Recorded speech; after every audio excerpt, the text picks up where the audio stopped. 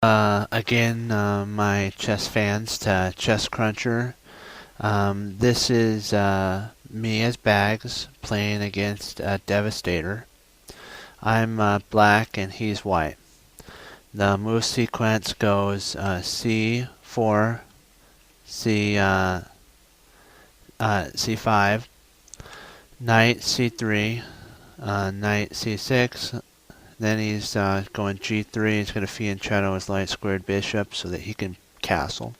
I go D6 protection so that my next move will probably be E5, and then I can get my bishops out in the open. He fianchettos the bishop to G2. I go E5 like I said. He goes knight F3, getting ready to castle. I go bishop E6 because I'm going after the C4 pawn, and I'm also going to I might push F5 maybe, or I might bring my bishop to E7 and try to get castled. He goes D3, and like I said, I go F5, castles. I go knight F6. Now I have a humongous thrust on the king side. If I want a castle queen side or king side, all I'm gotta do is move my bishop or my queen. He goes E4, trying to attack my F pawn, and I go, why not? So he plays knight, then I take knight takes, and now he has two pawns that are they're together, but they're kind of separated. You see how my structure is? I have a humongous queen side, and he has a basically balanced king side and queen side. I have a better position, and I go knight to D4. Yeah, you're wondering. We're gonna just go back to before I move knight to D4. You're wondering why I didn't play bishop takes C4. I want to take the opposition, and that is I want to go and take the center before he can get any pieces there, and so that's why I play D4. He goes D takes, and then I go C takes D4. Now I have a pass pawn, a protected pass pawn. He goes F4.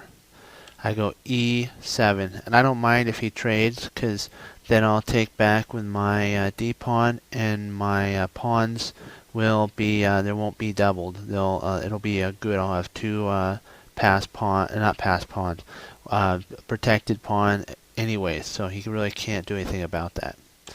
He goes F5, trying to knock my bishop out.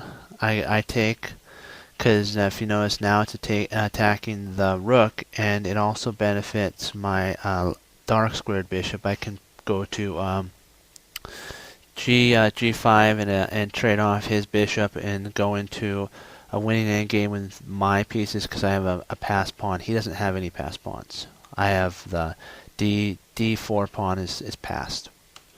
He goes A4. You're thinking, oh no, I'm gonna lose my my bishop. Had this all planned out. Don't worry about it. I play B5, attacking his queen and protecting my bishop. Everything's Operation Go. He goes Queen B4. I don't mind that. I go D5. I'm now ready to attack his his pawn in the back, and if I could take that, then he has a weak F pawn, F5 pawn, and I can start the attack on it. He goes D2. He has to get some counterplay going, and it's kind of over. So I castle, because I'm not afraid of anything anymore. He goes E1. I take, and then he takes, bishop takes E4. I now am ready to trade off my bishop. He goes B3. I bring my dark squared bishop to C5. I'm getting ready because I want to protect, and I also am threatening a discovery. If you notice, if I move my D pawn to D3, it does a discovery on the king through the diagonal. He goes bishop B2. then I take. He takes. I take. Now I'm up 2 pawns.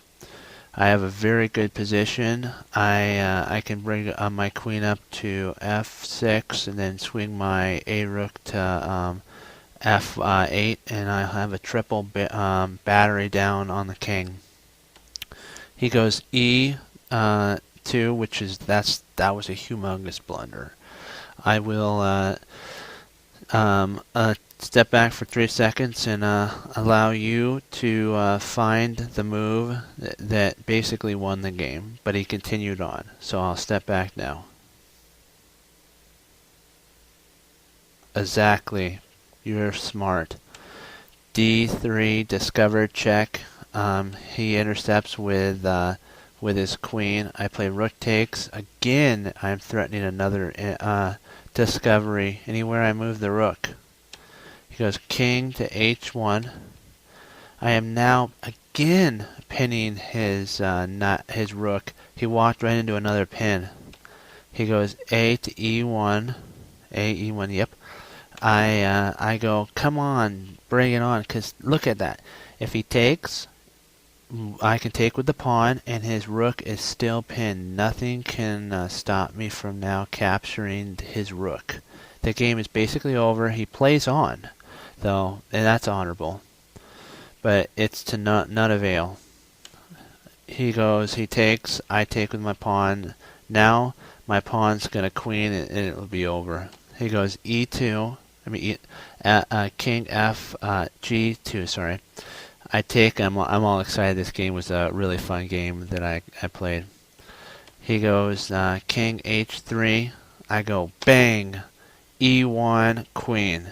He goes b4, trying to throw some pieces out. I go, don't think so, and I will step back for 5 seconds and allow you, my friends, to enjoy the checkmate that made me really happy and excited. Okay, I'm going to step back now for 5 seconds.